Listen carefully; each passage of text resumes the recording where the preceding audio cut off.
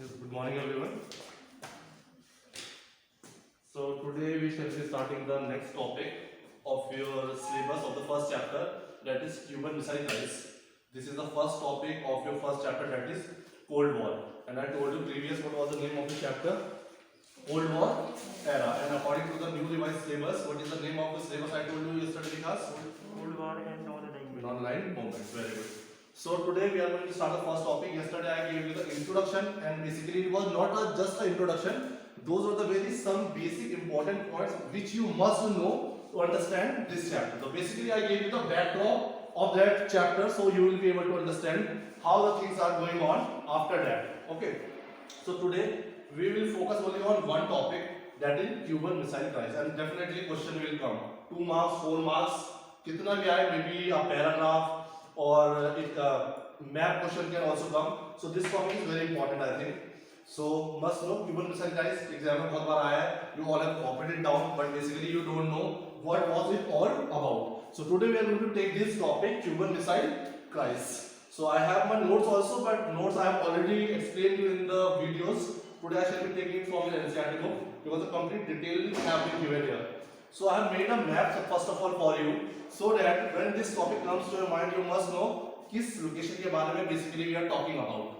So that is why I told you to see the atlas and use your atlas and map to understand this chapter. Basically we are talking about this region, USA, USSR. This was the whole half of the Europe, and this part is called USSR. As I told you, USSR plus how many countries? 14 countries made a USSR.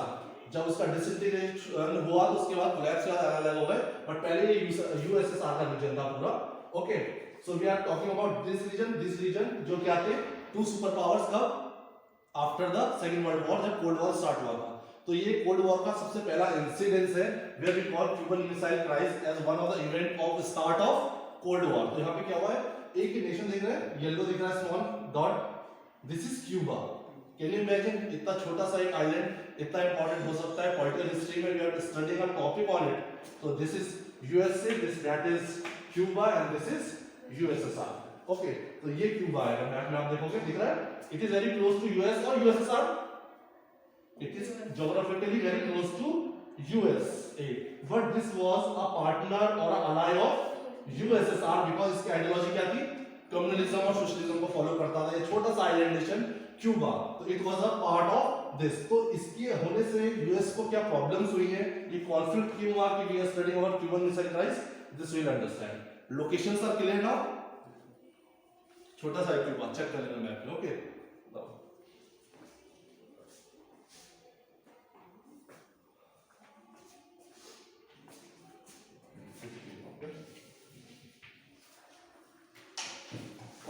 Cuban Missile Crisis, I am reading it from the NCERT book. इसमें detailing दी हुई है. In April 1961, so you must remember the dates. सबसे पहले ये incident शुरू होता है, देखिएगा.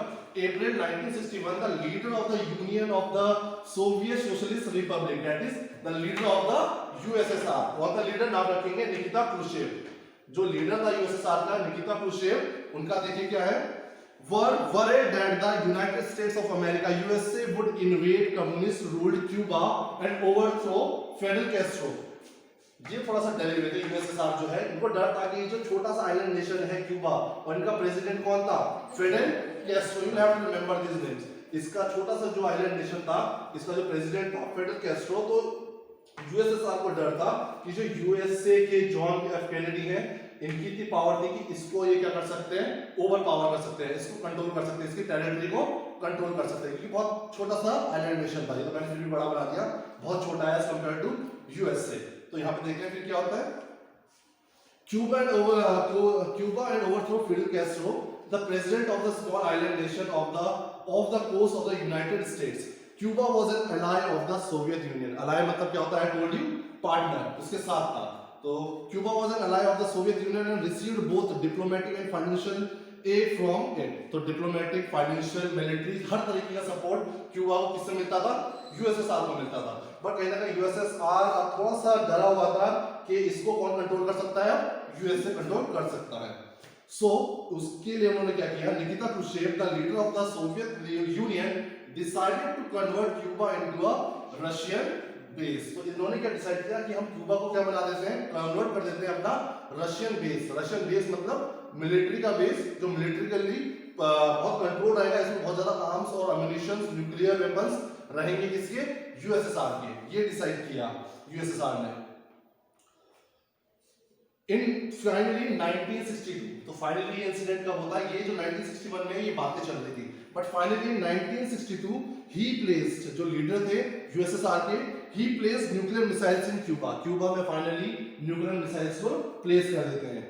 The installation of these weapons put the US for the first time under the fire from very close range, nearly doubled the number of bases or cities in America mainland which could be threatened by the USSR.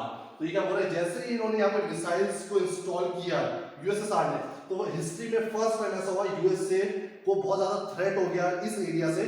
जो USSR अगर attack करता USA में, तो जितनी cities उसमें destruction हो सकता था, उसका डबल नंबर इंक्रीज हो सकता था। कहां से, अगर यहां से यूएसएसआर अटैक करती, because this was very close to USA. कोई हमसे दूर से अटैक कर रहा है कि अटैक हो गया तो हमारा डिस्ट्रक्शन थोड़ा कम होगा, पर कोई हमारे नेबर से हम पर अटैक कर देता तो डिस्ट्रक्शन कैसा होगा, ज्यादा होगा। तो यूएसए को यही डर था कि यहां से अटैक होता है तो कुछ सिटीज को जो डिस्ट्रक्शन हो सकता था वो नंबर क्या हो सकता है, डबल हो सकता है अगर यहां से अटैक होता है क्यूबा से। तो यूएसए इस बारे में अवेयर था कि यहां से भी हमें फ्यूचर में अटैक हो सकता है, क्योंकि इन्होंने इसको क्या बना लिया है, अपना रशियन बेस बना लिया है, जहां पर मिसाइल्स, वेपन्स, न्यूक्लियर वेपन्स सब कुछ इंस्टॉल कर दिए हैं यूएसएसआर ने। तो यहां से तो बहुत ज्यादा यूएसए को यहां से डिस्ट्रक्शन हो सकता था। 3 weeks after the Soviet Union had placed the nuclear weapons in Cuba, तो अब यहाँ पे 3 weeks हो गए हैं, यूएसए को नहीं पता था कि यहाँ पर ऐसा ऐसा यूएसएसआर ने installations have been done by USSR, but after 3 weeks USA came to know about this strategy or this ongoing process of USSR in Cuba. This has been created and turned into Russian base. ये कितने week बाद पता चलता है USA को, after 3 weeks। ध्यान रखिए। The Americans became aware of it. The US President John F. Kennedy, देखिए यहाँ पे प्रेसिडेंट उस टाइम पे कौन थे, जॉन एफ कैनेडी हैं, and have his advisories were 3 weeks after the Soviet Union had placed the nuclear weapons in Cuba, the Americans were aware of it. The US President John F. Kennedy and his advisors were reluctant to do anything that might lead to a full-scale nuclear war between these two countries. As soon as they came to know, they were frustrated. They were also aware कि ये कितना बड़ी problem create कर सकता है। तो यहाँ पर यूएसए कुछ भी करने को तैयार था, जिसकी वजह से इन दोनों पावरफुल सुपर पावर्स के बीच में क्या हो सकता था, फुल स्केलेटेड हॉट वॉर हो सकता था यहाँ पर। बट उसे कैसे रोका गया? But they were determined to get Khrushchev to remove the missiles and nuclear weapons from Cuba. But still USA was determined कि वो इनको फोर्स करे कि यहाँ से ये अपने वेपन से क्यूबा से इसको क्या किया है, इंस्टॉल किए थे, जो हटा दिया जाए और वापस यूएसएसआर ले जाए। तो इस चीज पे फोकस रखा पहले यूएसए ने। But they were determined to get Khrushchev to remove the missiles and nuclear weapons from Cuba. Kennedy ordered American warships to intercept any Soviet ships heading to Cuba as a way of warning the USSR of its seriousness. अब यहाँ पे क्या, still बहुत सारी जो warships होती हैं through the waterways USSR से ट्रेवल कर रही थी still towards Cuba. So this was intercepted mean stopped by the US military, it was stopped over here and this showed the seriousness of USA if you talk about the Cuban missile crisis. If they were intercepted here and they were sent back, so this showed the seriousness of USA and when we talk about the Cuban Missile Crisis. A clash seemed imminent in what we came to be known as Cuban Missile, and this clash or confrontation between these two superpowers was seen as very eminent and very important incident if we talk about the Cold War. That is why this incident is called as Cuban Missile Crisis.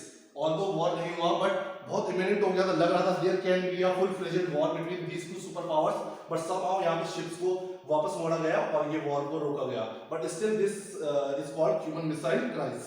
A clash seemed imminent in what came to be known as the Cuban missile crisis. The prospect of this clash made the world very nervous. Actually, the whole world was very nervous when this clash was going between USSR and USA.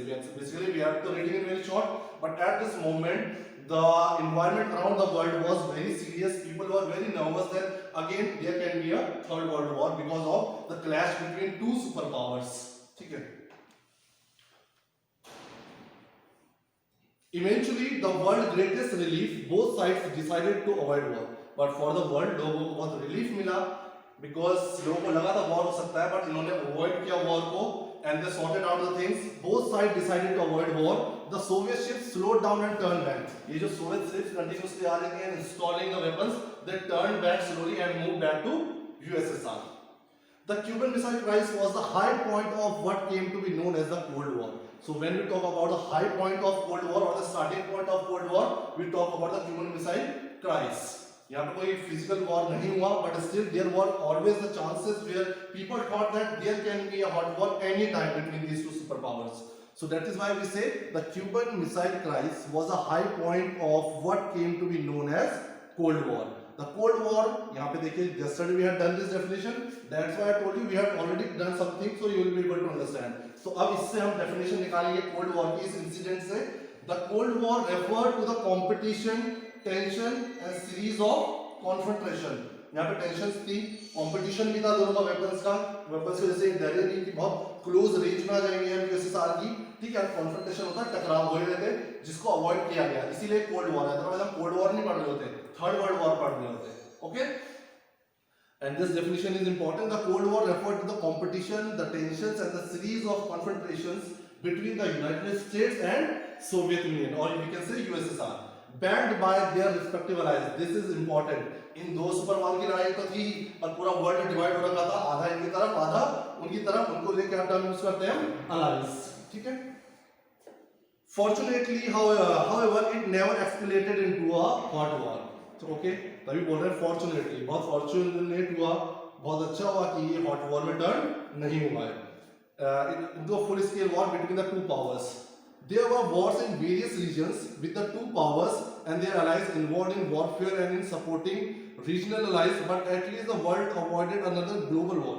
ऐसा नहीं कि cold war में physical Wars नहीं हुए हैं, but बहुत छोटी level पे हुए हैं और कभी भी इनके डायरेक्टली यूएसए की जो लैंड है इस पे कोई वॉर नहीं हुआ. यूएसए का जो ये टेरिटरी है इस पे कोई वॉर नहीं हुआ डायरेक्टली. जो इनकी अलायंस थे इस रीजन में, यूरोप में, एशिया में जो इनकी अलायंस थे उनकी आपस में थोड़ी बहुत प्रॉब्लम्स होती थी, बट डायरेक्ट वॉर यूएसए और यूएसएसआर के बीच में नहीं हुआ, तभी हम इसको कोल्ड वॉर कहते हैं. ठीक है. The Cold War was not simply a matter of power rivalries. This also yesterday I told you, जब मैं तुम दोनों से पूछा था what do you understand by Cold War और क्यों हुआ, तो तभी लिखा Cold War was not simply a matter of power rivalries. दोनों ये नहीं दिखाना चाहते कि मेरी पावर ज्यादा है मेरी पावर. हमको तो ये लगता है पावर की लड़ाई थी या मिलिट्री अलायंस की वजह से ये प्रॉब्लम्स थी. बट जो एक और मेजर प्रॉब्लम थी इस कोल्ड वॉर की और डिफरेंसेस की इन दोनों के बीच में वो की थी, there were accompanied by the real ideological conflict as well. ये इंपॉर्टेंट तो था ही कि पावर का लड़ाई थी, ठीक है, बैलेंस ऑफ पावर का ना था, मिलिट्री अलायंसेस के बीच में डिफरेंसेस थे, बट एक इंपॉर्टेंट चीज क्या है, रियल आइडियोलॉजिकल वॉर भी था. They supported communalism and socialism, I have written here, and they supported liberal democracy or capitalism, we can say, that is open market. So this was a difference कि ये लोग socialism और communism को support करते थे, and they wanted that all the countries around the world should follow their ideology, and on the other hand USA wanted that all the countries and allies and other countries in the world should follow their liberal democracy and capitalism. So there was also a war of ideology between these two superpowers. Although military alliance और power rivalries ये तो थी basic, पर एक ideology का difference भी बहुत ज़्यादा था. So you need to understand that. Real ideological conflict as well. Our difference over the best and the most appropriate way of organizing political, economic and social life. So they say, according to USA and USSR, ये दोनों एक claim करते हैं कि that they say capitalism and they say socialism is the best type of ideology for organizing political, economic and social life. हमें किसी भी country में वहाँ के political, economic और social life को properly, smoothly run करना है positively, तो दे से कैपिटलिज्म फॉलो करो, दे से सोशलिज्म फॉलो करो. तो अपने अपने आइडियोलॉजी को प्रमोट करते हैं किसी भी कंट्री की पॉलिटिकल, इकोनॉमिक और सोशल लाइफ को ग्रो करने के लिए.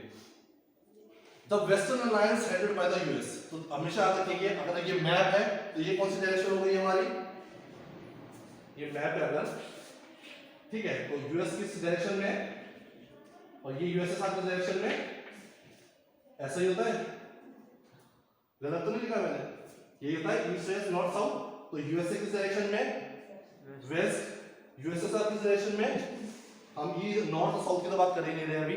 तो ये जो यूएसए और जो इसके साथ यूरोपियन कंट्रीज थी, हाँ अगर ये पार्ट में काउंट करूं, ये क्या हो गया हमारा वेस्टर्न अलायंस, मतलब यूएसए प्लस उसके अलायंस, उनको हमने उसके मिलिट्री अलायंस को क्या बोला, वेस्टर्न अलायंस। और इसके इधर से ये वाला पार्ट वर्ल्ड का क्या हो गया, ईस्टर्न अलायंस। तो जरूरी नहीं है, you will have to understand, कहीं पर यूएसए की जगह बस लिखा हो सकता है वेस्टर्न अलायंस, और यहाँ पे क्या लिखा हो सकता है ईस्टर्न अलायंस, अलायंस अलायंस नहीं अलायंस। तो यहाँ पे देखिए वही चीज हम मेंशन की हुई है, the western alliance headed by the USA. इसका लीडर कौन था वेस्टर्न अलायंस का, यूएसए हेड लीड कर रहा था, represented the ideology of liberal democracy and capitalism. तो ये क्या प्रमोट कर रहे थे, liberal democracy and capitalism.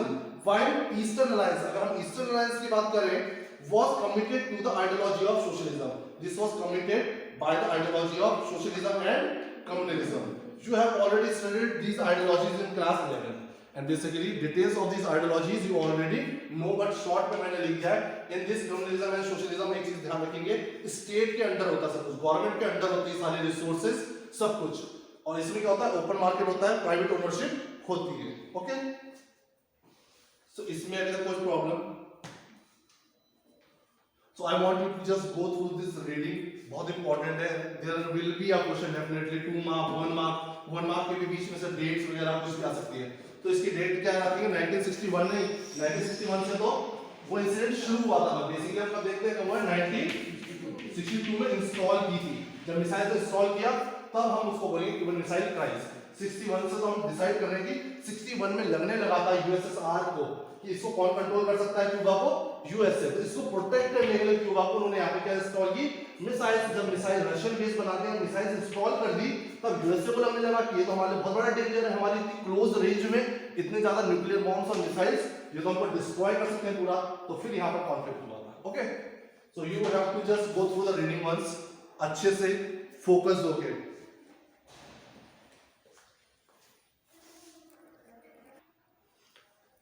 Okay. So after this Q1 missile rise, you have completed, you have read it from your book. Any confusion? Anyone? दावा sure जो पूरा process बताया समझ आ गया है? अगर नहीं आएगा तो आपको टेल मी, मुझे पता तो चले कि इस बच्चे को क्या प्रॉब्लम है, अंडरस्टूड हुआ या नहीं हुआ। Otherwise I class questions learn नहीं हुआ वो अलग बात है, बट सिस्टम समझ आ गया ना क्या प्रॉब्लम हुई थी इनके बीच में, दृष्टि ठीक है। आई होप खुशी और सलोनी का आ गया होगा। ठीक है, तो अब हम पढ़ रहे हैं what is the cold war. Basically cold war हमने डेफिनेशन तो समझ ली, हम देखते हैं कोल्ड वॉर जो मैंने कल बताया था क्यों हुआ कोल्ड वॉर और कब हुआ, सेकंड वर्ल्ड वॉर के बाद, वो चीज समझ रहे हैं। डेफिनेशन तो हमें पता चलेगी कोल्ड वॉर क्या है। हमने एक इंसिडेंट भी देखा क्यूबन मिसाइल क्राइसिस, जिसको फर्स्ट इंपॉर्टेंट इंसिडेंट मानते हैं कोल्ड वॉर का। अब हम देखते हैं कोल्ड वॉर क्या है। तो देखिए फर्स्ट में क्या लिखा है, the end of the second world war is a landmark in the contemporary world politics. बहुत इंपॉर्टेंट लैंडमार्क है if you talk about the contemporary world politics. That is the end of the Second World War. That is 1945. क्योंकि यहाँ से क्या शुरू हो गया हमारा कोल्ड वॉर स्टार्ट हो गया था after 1945. The Allied forces led by the किसका आएगा in World War Second I told you there were two groups, two power groups, Allied forces and Axis powers. इसमें कौन थे? दावा क्या था पहले इसमें? USA. विकास और क्या था? USSR plus 14 countries. USSR plus 14 countries। चलो एक्चुअली रशिया प्लस 14 कंट्रीज होगा, यूएसएसआर नहीं, Russia plus 14 countries. Okay, and next Saloni France था और okay, so this was allied forces. And फिर टॉक अबाउट एक्सिस फोर्सेस, इसमें सबसे इंपॉर्टेंट आ जाता है Hitler, which country, Germany. Okay, and Italy, Japan, Japan. तो ये टू ग्रुप्स हो गए हमारे। ठीक है, तो उसी को रीड कर रहा हूँ, कल जो किया था कुछ मैंने बताया था, इसलिए थोड़ा सा इंट्रोडक्शन दे दिया था, चीजें क्लियर रहे। एक्चुअली ये याद रखा सेकंड वर्ल्ड वॉर के बाद कोल्ड वॉर स्टार्ट हुआ है, तो ये बता रहे हैं कोल्ड वॉर कैसे हुआ है, जो मैं चीज कल बता चुका था। सो यहाँ पे लिखा है इन 1945 the allied forces led by the US, Soviet union, that is USSR, Britain and France defeated the axis power. बता दिया था कैसे हारे थे, मैंने कुछ इंपॉर्टेंट इंसिडेंट भी बताए थे उनके बीच में। एक्सिस फोर्सेस को हरा दिया था, led by Germany, Italy and Japan, ending the second world war. जब वो हारे तो ये जो वर्ल्ड वॉर सेकंड का हमारा एंड हो गया। डेट क्या है? 1939 से 1945 एंड 1945 ऑनवर्ड्स हमारा कोल्ड वॉर स्टार्ट हो जाता है। ठीक है, the war had involved almost all the major powers of the world. And if you talk about second world war, इसमें all the major important powerful countries involved थी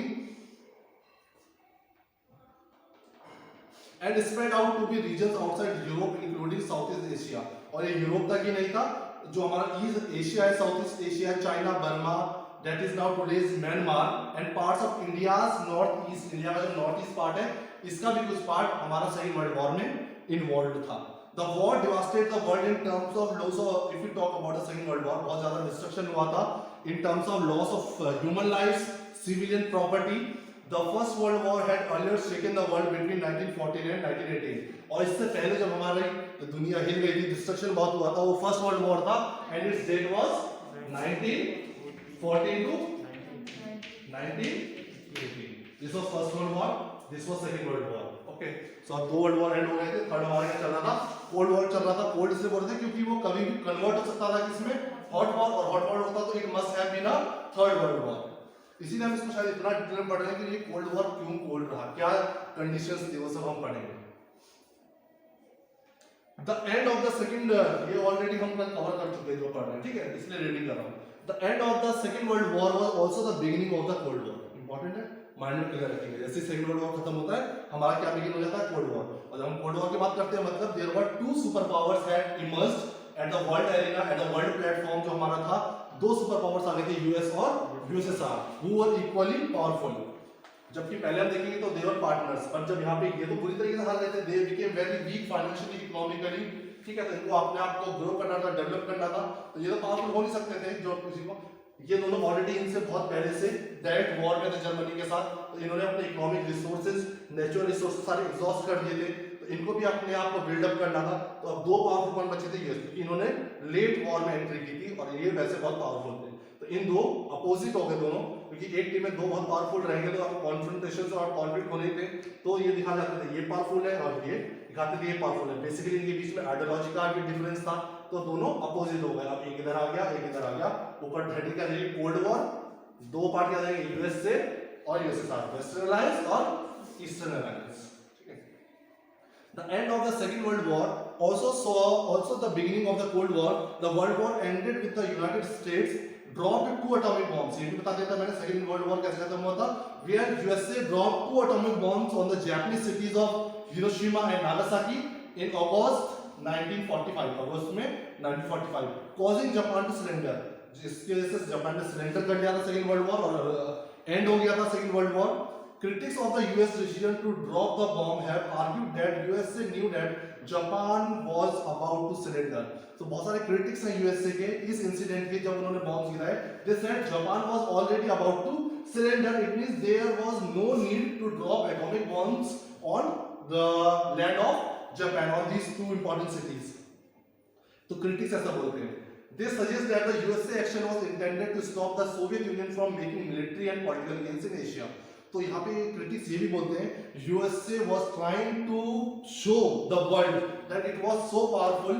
और यहाँ पे अगर हम एशिया की बात करें तो USA की क्लोज है एशिया, USSR, ये दोनों हो सकता है वर्ल्ड वॉर सेकेंड में एक साथ थे, but this was very close. If you talk about Asia के बहुत क्लोज है कौन? USSR। तो यहाँ पर अपना मिलिट्री, इकोनॉमिक और पॉलिटिकल पावर इन्फ्लुएंस कौन बना रहा था? USSR। तो यहाँ पर ये दिखाना चाहता था अमेरिका कि उनसे ज्यादा स्ट्रॉन्ग कौन है? हम है। भले वो एक टीम में थे, but still USA wanted to show this Asia का रीजन को दिखाना चाहते थे कि यूएसएसआर से ज्यादा पावरफुल कौन है? यूएसए। तो क्रिटिक्स ये चीजें बोलते हैं किस वजह से बॉम्ब जापान के ऊपर गिराए गए। They suggest that the USA action was intended to stop the Soviet Union from making military and political gains. Soviet Union military और पॉलिटिकल गेन्स, इंपॉर्टेंस गेन करना था एशिया में, इस वजह से बॉम्ब्स गिराए। And elsewhere to show Moscow that the United States was supreme. Moscow means Russia के बारे में बात कर रहे हैं, और यूएस से ये भी दिखा रहा था यूएसएसआर या रशिया को कि उनसे ज्यादा स्ट्रॉन्ग हम है, क्योंकि उनको लग गया था वर्ल्ड वॉर सेकंड हो रहा है और वर्ल्ड में अब एक ही पावरफुल कंट्री होनी चाहिए। तो यूएसए क्या चाहता था? वो कौन हो? हम हो। जो उनका पार्टनर था यूएसएसआर वो ना हो। तो ये सब बातें हैं क्रिटिक्स की, जो जिन्हें लगता है कि इस वजह से हुआ होगा। यूएस सपोर्टर्स, उसके बदले जो क्रिटिक्स का जो आंसर देते हैं यूएस के जो सपोर्टर्स थे, US supporters have argued that dropping of the atomic bomb was necessary to end the war quickly and to stop further loss of American and allied lives. जबकि जो American के supporters थे उन्होंने बोला atomic bomb गिराना इसलिए जरूरी था, उसकी वजह से ही वर्ल्ड वॉर सेकंड एंड हुआ है। अगर एंड नहीं होता तो ये वॉर और चलता रहता, उसकी वजह से क्या होता और ज्यादा लॉसेस ऑफ लाइफ होते end of allied forces also, जो उनकी और टीम में मेंबर्स थे उनका लॉस होता जाता। Whatever the motives, the consequences of the end of the Second World War was the rise of new powers on the global stage. So they are saying जो भी motives थे उनके, क्योंकि ये critics है कुछ supporters है, तो हम clear नहीं कह सकते क्या reasons थे, वो हमारे इतना important नहीं है। पर जो भी था, पर Second World War का outcome क्या हुआ, हमें वर्ल्ड में क्या मिले, दो super powers। तभी लिखा है, you can see whenever the motives, the consequences of the end of the Second World War का जो consequences हुए was the rise of the two new powers on the global stage. World का जो global stage है, the global platform, we found the two superpowers with the defeat of Germany and Japan and the devastation of Europe and in many parts of the world, the United States and the Soviet Union became the greatest powers in the world with ability to influence events anywhere on earth. Japan हार गया, Germany हार गया second world war में, तो जो United states और Soviet union सामने आए, greatest powers, they had the ability to influence all the events around the world। Influence करने का मतलब they were so powerful, लोग उन्हें सपोर्ट करते थे, उनकी तरफ देखते थे कि ये सबसे ज्यादा पावरफुल है, तो वो इन्फ्लुएंस कर सकते थे कोई भी एक्टिविटी को उस time. If you talk about the world, while the Cold War was an outcome of the emergence of two USSR and US as two superpowers rivals to each other, it was also rooted in the understanding that the destruction caused by the use of atom bombs, ये तो important नहीं है। So basically तुमको ये चीजें समझनी है world war का, जो मैंने बताया सेकंड का और कोल्ड वॉर का बिगिनिंग कैसे होता है। अभी मैं इसको इतना ही रखूंगा, अदरवाइज ज्यादा हो जाएगा आप लोग का, ठीक है। इसको रीड कर लो ऐसे, सेम चीजें जो कल मैंने एक्सप्लेन की थी last paragraph.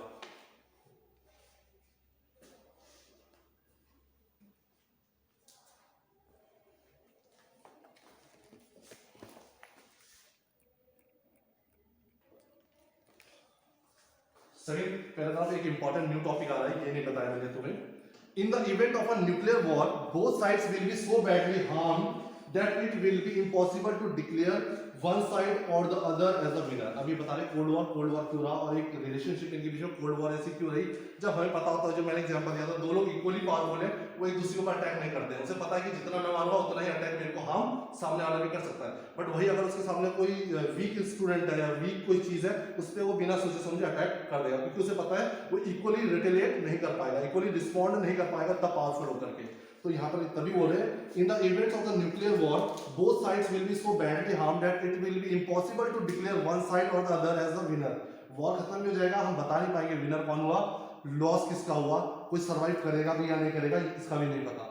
Even if one of them tries to attack the disable the nuclear weapons of its rival, the other would still be left with enough nuclear weapons to inflict unacceptable destruction। और एक दूसरे को attack कर भी देता है, उसे लगता है कि उसने उसको फिनिश कर दिया, और फिर भी चांसेस है कि उसके पास इतने वेपन्स स्टिल लेफ्ट हो कि वो दूसरे को डिस्ट्रॉय कर सकता है, क्योंकि वेपन्स इतने डेंजरस थे।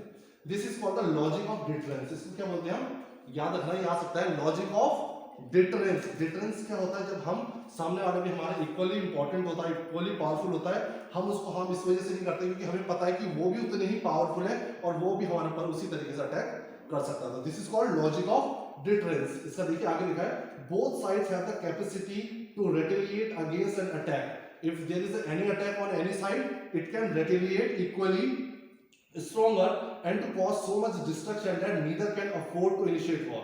इसीलिए दोनों साइड इनिशिएट नहीं कर सकते टू वॉर, इसीलिए जो वॉर है वो क्या रह जाता है, कोल्ड वॉर रह जाता है।